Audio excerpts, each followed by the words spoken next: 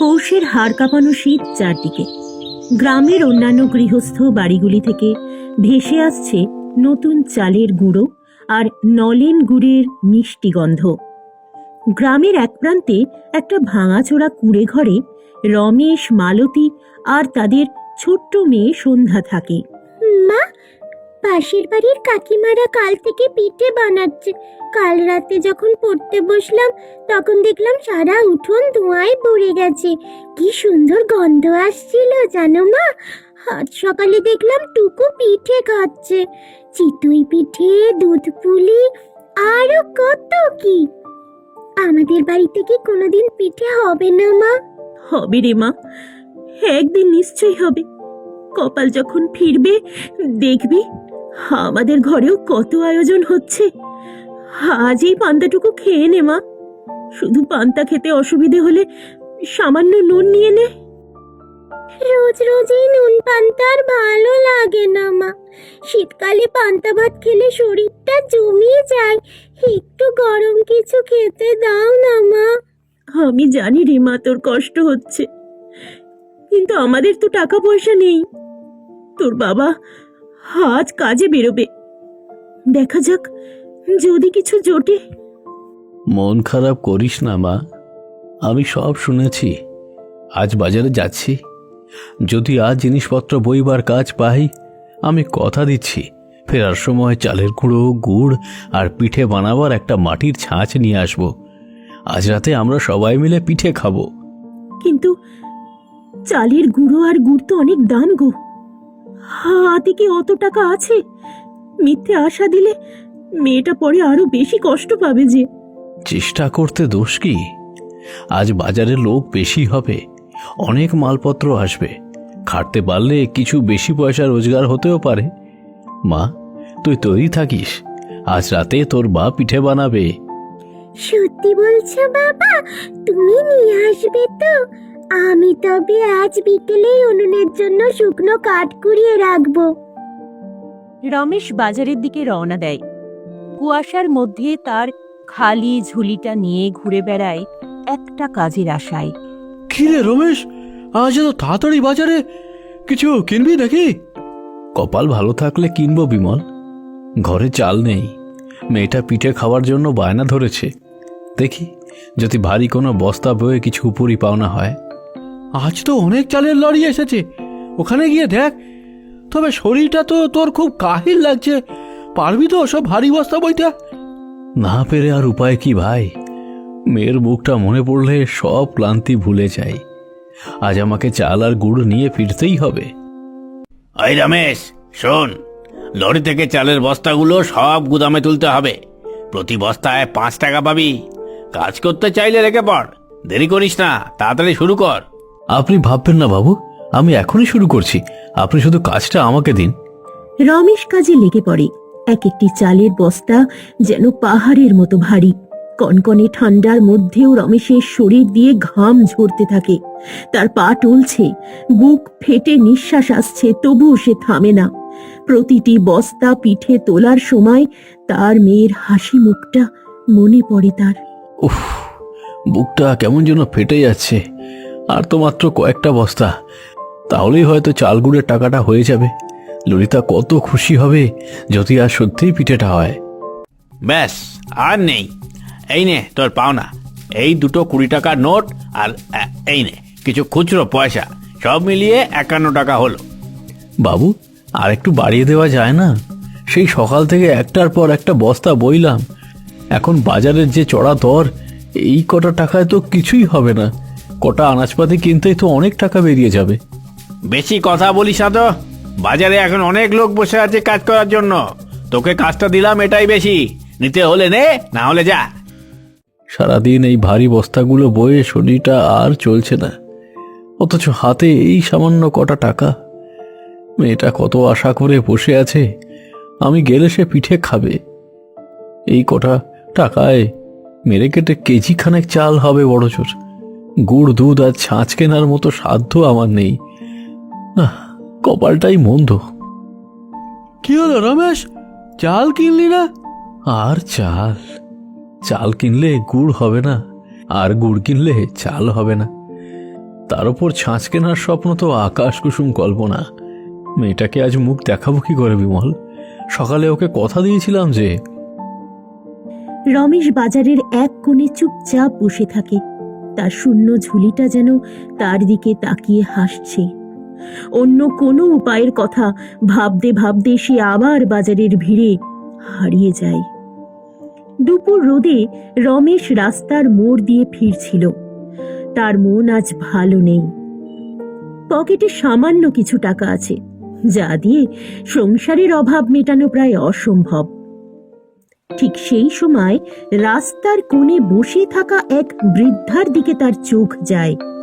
বৃদ্ধার সামনে কয়েকটা পুরনো আর ভাঙা মাটির ছাঁচ রাখা। এই যে ওরে, তুমি কি আমাকে ঠকানোর ফন্দি করেছ? তোমার এই ছাঁচগুলো তো সব ফাটা আর একপাশে ভাঙা। এতে কি কোনোদিনও পিঠে হবে? না বাবা, এই ভাঙা জিনিস দিয়ে আমি টাকা নষ্ট করতে পারবো না। ও বাবা, একটু শোনো, এই ছাঁচটা নিলে তোমার উপকার হবে। আমি বড় অভাবী মানুষ বাবা। তোমার অভাব দিয়ে আমার কি হবে? হ্যাঁ, কাজে যদি না লাগলো তবে ওসব কিনে কি হবে? চললাম আমি। কাস্টমাররা চলে গেলে রমেশ ধীরে ধীরে বৃদ্ধার সামনে গিয়ে দাঁড়ায়। বৃদ্ধা তার দিকে কাতর চোখে তাকান।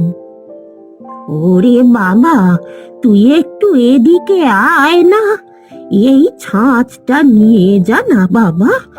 আমার বড় অভাব, আজ সারাদিন পেটে কিছু পড়েনি কো। মা, আমি নিজেই তো খুব অভাবী মানুষ। সারাদিন হাড় ভাঙা খাটুনি খেটে সামান্য কয়েকটা টাকা পেয়েছি। এই ছাঁচটা তো একপাশে ভাঙা মা, এটা দিয়ে কি আর পিঠে বানানো সম্ভব? তাছাড়া বাড়িতে চালের গুঁড়ো বা গুড় কেনার মতো বাড়তি টাকাও তো আমার কাছে নেই। তুই আমায় অবিশ্বাস করিস না বাবা, একবার বিশ্বাস করেই দেখ।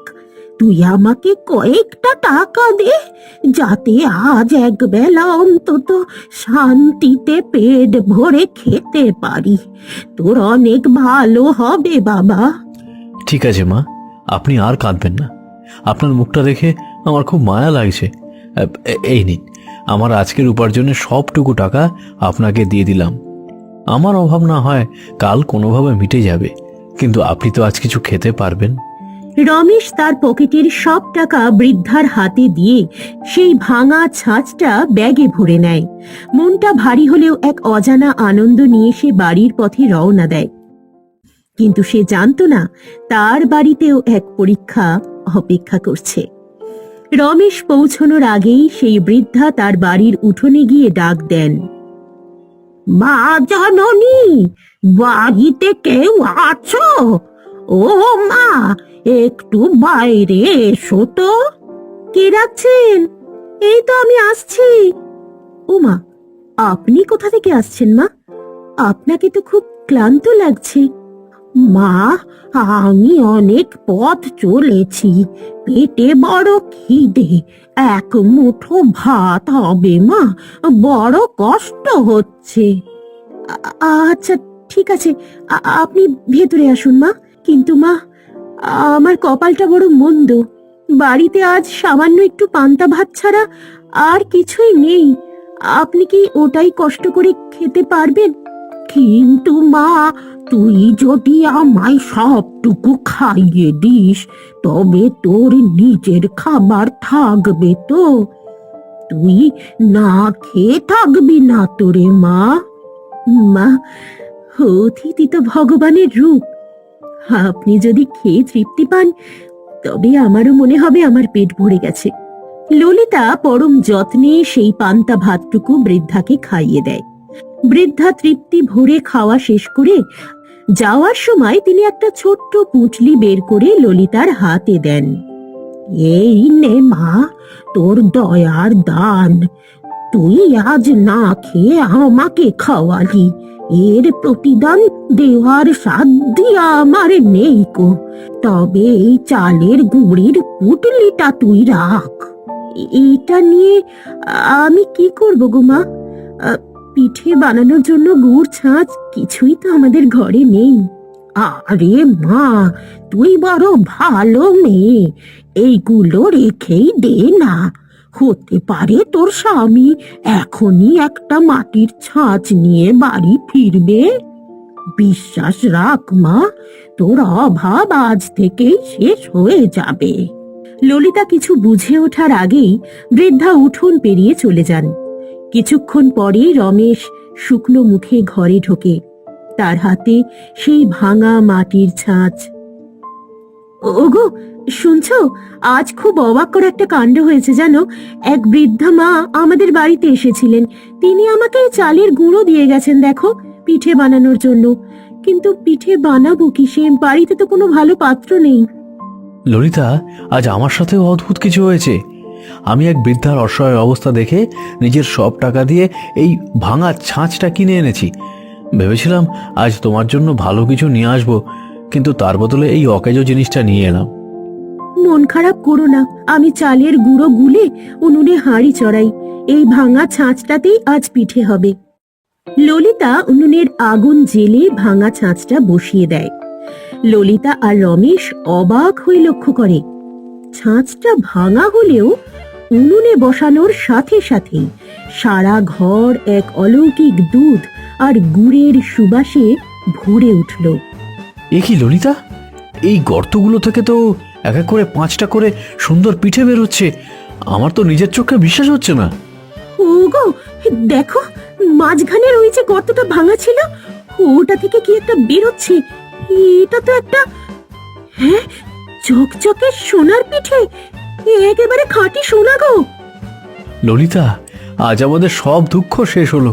অভাবের ঘরে আজ জাদুর ছোঁয়া লেগেছে। ওই বৃদ্ধা মা সাধারণ কেউ ছিলেন না, আমাদের দয়া আর বিশ্বাসের পরীক্ষা নিতেই তিনি এসেছিলেন। মা, এই পিঠের থেকে তো খুব সুন্দর গন্ধ বের হচ্ছে। এবার আমায় একটা পিঠে দাও। মাই, পিঠে তো খুবই সুন্দর।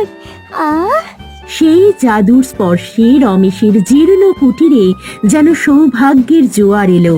কাউকে ভালোবেসে কিছু দিলে তা যে বহু গুণে ফিরে পাওয়া যায়, এই জাদুর পিঠেই হলো তার সবচেয়ে বড় প্রমাণ।